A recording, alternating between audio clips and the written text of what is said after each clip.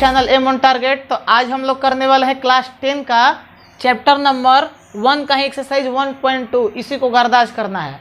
ठीक है, बहुत आसान चैप्टर है, इसमें ज़्यादा समस्या नहीं होगा।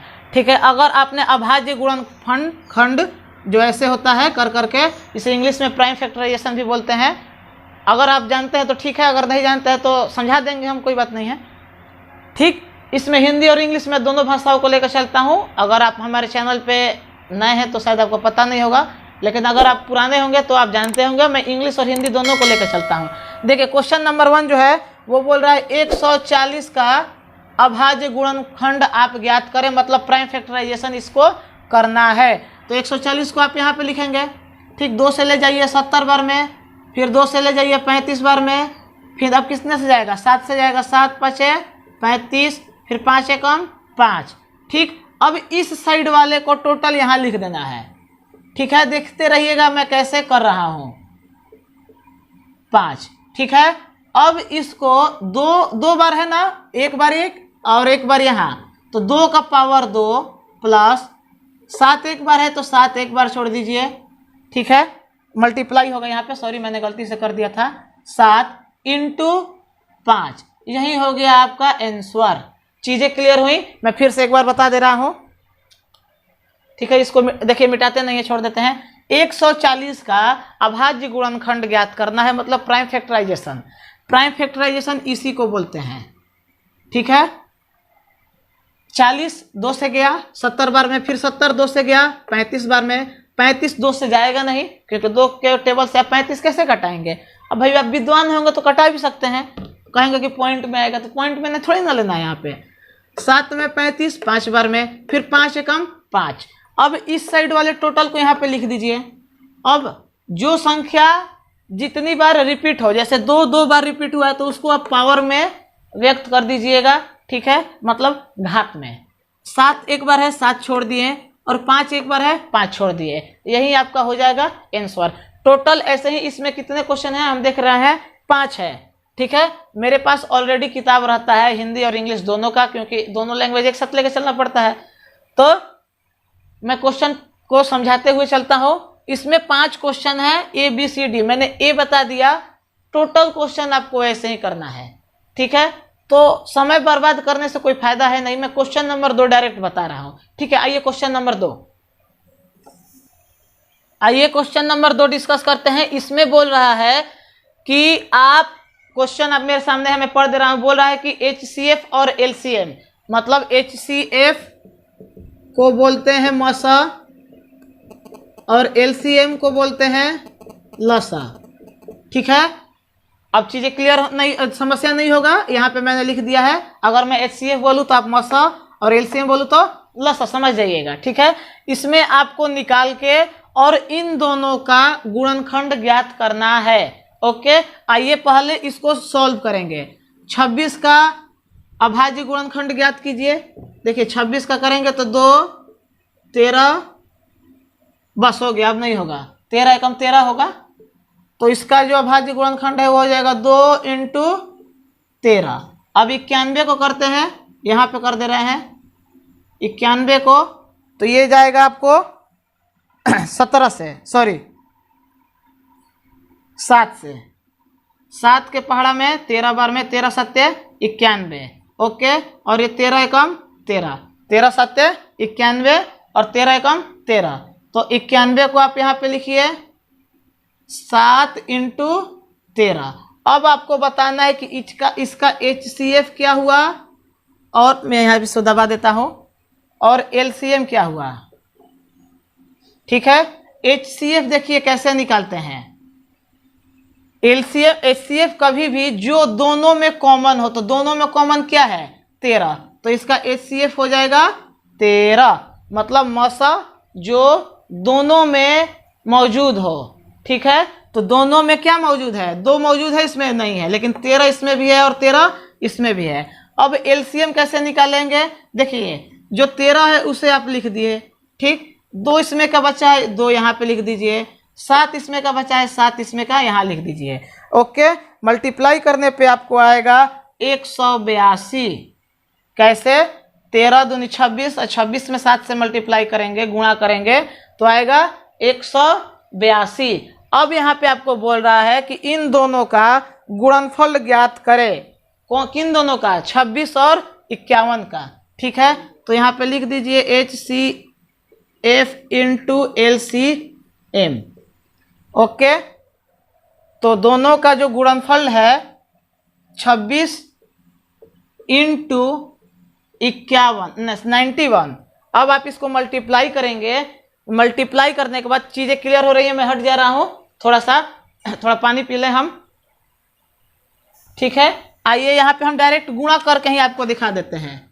26 और 91 91, एक में 6 फिर 2, 9 5 बताइए 9 6 का 54, हासिल 5, 9 दूनी 18 और 5 18, 19 20 21 22 23।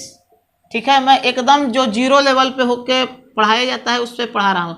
6 का 6, 4 और 2 जोड़ते हैं, इतना तो आपको पता ही होगा कि जोड़ते हैं।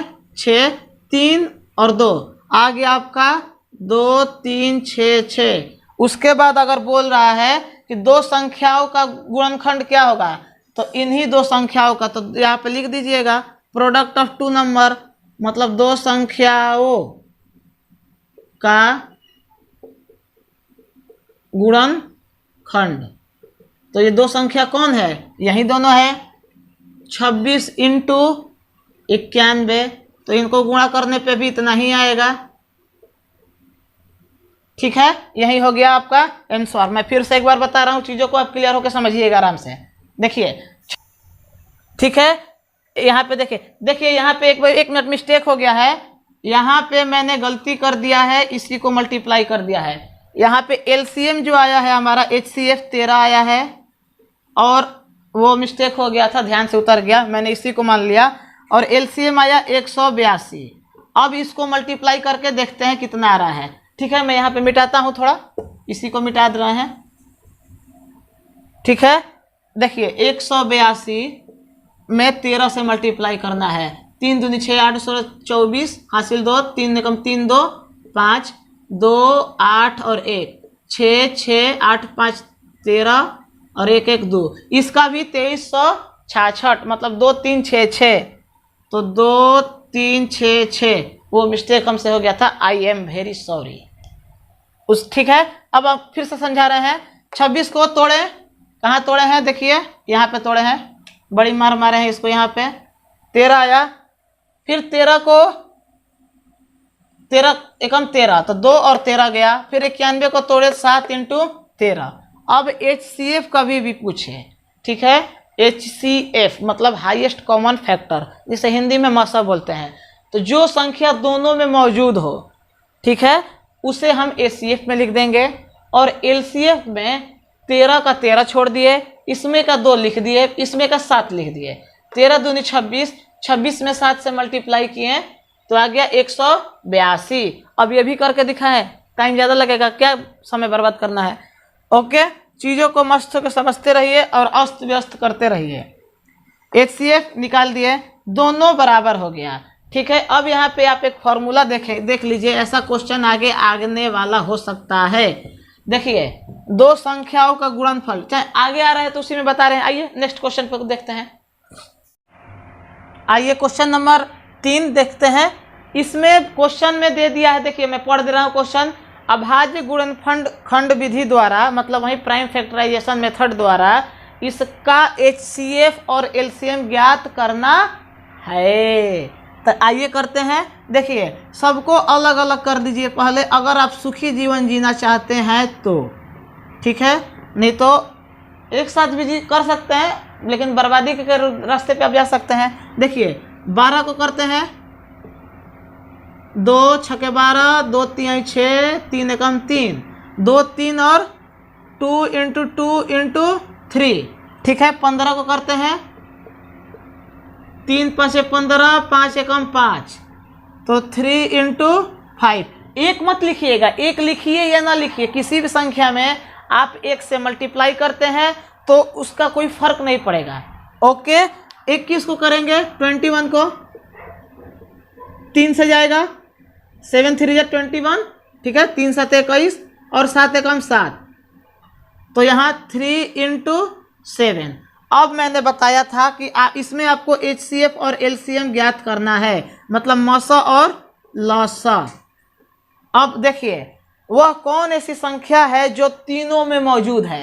देखिए इसमें 2 है लेकिन इसमें 2 है नहीं है, इसमें 7 है लेकिन इसमें 7 है नहीं है, इसमें 5 है लेकिन इसमें इन दोनों में 5 नहीं है, मात्र 3 ही एक ऐसा यहाँ पे हमको दिख रहा है जो तीनों में मौजूद हो। तो HCF आपका हो जाएगा 3। अब LCM ज्ञात करना है। देखिए 3 को जो आप निकाले हैं उसे लिख दीजिए। ओके, ये 2 बार है तो इसको 2 बार लिख दीजिए। ओके, ये 1 बार है 5, इसको 1 बार लिख दीजिए, और ये 1 बार 7 है, 1 बार 7 लिख दीजिए। इसको मल्टीप्लाई करने पे आएगा 420, और यही आपका हो जाएगा आसान जिंदगी, मिनटोस जिंदगी। ओके, क्लियर है। टोटल ऐसे इसमें 3 क्वेश्चन है, A, B और C। मैंने A बता दिया, ये A था। ओके, आपको टोटल ऐसे ही कर लेना है। आप पहले अभाज्य गुणनखंड द्वारा इसे सॉल्व कीजिएगा, जो आएगा उसे लिख दीजिएगा। लिखने के बाद HCF मतलब मौसा, अब इसको हम हिंदी में क्या यहाँ पे बताए ही थे AC। अब इतना तो आप लोग मैनेज कर ही लेंगे भाई, समझदार तो आप कहीं, ठीक है। ऐसे ही आप आगे के क्वेश्चंस भी कर लेंगे। अब हम बताते हैं नेक्स्ट क्वेश्चन नंबर 4। आइए नेक्स्ट क्वेश्चन, क्वेश्चन नंबर 4। ये सबसे आसान क्वेश्चन है अगर आप इस फॉर्मूले को याद कर लेंगे तो, क्योंकि देखिए मैथ टोटली बेस्ड होता है फॉर्मूले पे, ठीक है। मैं बीच बीच में मनोरंजन इसलिए करते रहता हूँ ताकि आप लोग बोर ना हो, हम भी बोर ना हो, क्योंकि कैमरे के सामने पढ़ाना है। तो यहाँ आप कितना भी हंसने वाले लड़के हो, कैमरा पे आने के बाद ऑलरेडी आप सीरियस हो जाते हैं, ठीक है। तो इसीलिए 1-2 ठो है चेला मेरा उधर बैठा है, थोड़ा हमको भी मनोरंजन कर रहा है, ठीक है। और कंप्यूटर जी भी मौजूद है पीछे, गांजा मार के सोए रहते हैं, ठीक है। देखिए एक फॉर्मूला आप याद रखिएगा, 2 संख्याओं का गुणनफल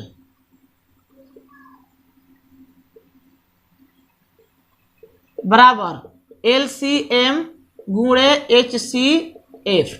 ये है फॉर्मूला, लाइफ झिंगा लाला। ओके, यहाँ पे क्वेश्चन में दे दिया है 2 संख्याओं का HCF मतलब मौसा दे दिया है, LCM आपको ज्ञात करना है। तो 2 संख्या जो है उसको लिखिए इंटू 6, 5, 7 बराबर LCM हमको ज्ञात करना है, इसको x लिख दीजिए। HCF का मान दिया है 9, तो हो जाएगा, क्या हो जाएगा, सॉल्व कीजिए, ऐसे थोड़े हो जाएगा। x बराबर 306 गुणे 6, 5, 7 बटा में 9। अब आप इसको सॉल्व करेंगे तो आपका आ जाएगा दोस्तों मेरे प्यारे 22, 33, 8। 22, 33, 8 यही आपका हो जाएगा आंसर। तो x के मतलब x क्या निकालना था, LCM मतलब लौसा, जिसको लौसा कहते हैं। आपका आ जाएगा 22, 33, 8 आंसर। मैं फिर से बता रहा हूँ, ये फॉर्मूला अगर आपको नहीं याद है तो आप लिख लीजिए, अगर आप नोट्स बनाते हैं तो नोट्स बनाते रहिए और लाइफ मस्त जिंदगी जीजिए। ओके, 2 संख्याओं का गुणनफल मतलब 2 संख्या यहाँ पे दिया है 306 इंटू 6, 5, 7, तो 6, 5, 7 को जैसे दिया है मैंने लिख दिया, बराबर का साइन तो बराबर। LCM ज्ञात करना है तो उससे x मान लिए, आप LCM को डायरेक्ट LCM भी लिख सकते हैं, मुझे कोई एतराज नहीं है, ठीक है। और एतराज फिल्म में अक्षय कुमार है। HCF बराबर 9 दिया है, ठीक। इसको जैसे है वैसे लिख दिए, ये मल्टीप्लाई में है नीचे या डिवाइड में, तो x बराबर 22, 33, 8। ओके, लाइफ झिंगा लाला। आइए नेक्स्ट क्वेश्चन, चलिए आइए नेक्स्ट क्वेश्चन मैंने लिख दिया है। मैं कभी कभी क्वेश्चन लिख देता हूं ताकि आपका समय का बचत हो और मेरा भी समय का बचत हो। देखिए, क्या किसी प्राकृतिक संख्या, अब आप बोलेंगे प्राकृतिक संख्या किसे कहते हैं, तो प्राकृतिक संख्या वह संख्या है जो 1 से शुरू होता है और अनंत तक जाता है, जहां तक आप गिन सकते हैं, ठीक है। के लिए किसी संख्या 6 का पावर n मतलब 6 के ऊपर मान लीजिए 2 दे दिए तो इसका मान हो गया 36। 6 इंटू 6, 6 गुणे 6 36, मान लीजिए पावर दे दिए 3 तो 6 गुणे 6 गुणे 6, ठीक है। अब आप गुणा करते रहिएगा, अगर ज़्यादा करने का शौक हो आपको तो करते रहिएगा, मुझे कोई समस्या नहीं है। इसका कहने का मतलब है कि अंक 0 पे समाप्त हो सकता है, मतलब जो अंक आएगा लास्ट में आप पहले से ही देख लीजिए, ये 0 पे समाप्त हो रहा है नहीं, लेकिन यहाँ पे ध्यान देना है, डायरेक्ट आपको नहीं लिखना है। आपने क्लास 7 में आए, हमको लग रहा है शायद 7 में विभाजिता का नियम है, डिविजिबिलिटी रूल, कि कौन सा संख्या किस संख्या से कटेगा। अब आप देखते होंगे जो 6 संख्या है, 6 का विभाजिता नियम जो था, मतलब डिविजिबिलिटी रूल, विभाजिता नियम, वो था कि वो मात्र 2 से और 3 से, मतलब वह संख्या जो 3 से भी कट जाए और 2 से भी कट जाए, इन दोनों से जो कटेगा वहीं 6 से भी कटेगा। अब आप बोलेंगे करके दिखाइए, जैसे मान लीजिए यहाँ पे 36 है, ठीक, तो 36 2 से भी कट जाएगा और 3 से भी कट जाएगा। तो जो संख्या 2 से भी कटे और 3 से भी कटे वहीं 6 से भी कटेगा। इस क्वेश्चन में बताना है कि क्या वो 0 पे समाप्त होगा, तो आप लिख देंगे नहीं। क्यों, मैं बताऊंगा क्यों। कोई भी प्राकृतिक संख्या आप ऐसे ही लिख दीजिएगा, और इंग्लिश वाले नेचुरल नंबर लिख देंगे प्राकृतिक के जगह पे। प्राकृतिक संख्या n, 6 का पावर n, 0 पे नहीं, पर चर वाला, पर समाप्त नहीं होगा। अब हम बताते हैं, तो 0 पे कौन समाप्त होता है, होगा, नहीं होगा। ओके, अब आप सोचते हैं तो कौन ऐसा संख्या है जो 0 पे समाप्त होता है, तो आप देखेंगे वह संख्या जो 0 और 10, सॉरी, मतलब वह संख्या जो 10 के पहाड़े से कट जाए, ठीक है, जैसे 100 है, ठीक है, तो इसके अंत में 0 आ रहा है, तो ये इसका जो प्राकृतिक पावर n है, जैसे 10 का पावर 2, तो ये n पावर जो है वो प्राकृतिक संख्या वो 10 के पहाड़े से कट जाएगा। ठीक है, इस क्वेश्चन में यही चीज क्लियर करना था कि क्या किसी 6 का पावर n हो तो वो 0 पे समाप्त होगा, तो नहीं होगा। क्यों? क्योंकि 0 पे वहीं समाप्त होगा जो संख्या 6 के जगह पे अगर 5 दे देता तो वो हो जाता। ठीक है, क्योंकि 5 से आप 150 भी कटा सकते हैं, 250 भी कटा सकते हैं, उसके अंत में 0 आता है। ठीक है, आया बात क्लियर? कुल मिला के यही कि 6 से नहीं कटेगा क्योंकि इसके अंत में 0 नहीं आता है। आइए नेक्स्ट क्वेश्चन। ठीक है, देखिए क्वेश्चन नंबर 6 हम आपको प्रैक्टिस के लिए दे रहे हैं। ठीक है, क्योंकि एक एक्सरसाइज में जब सब हम ही बता देंगे तो आप क्या करेंगे।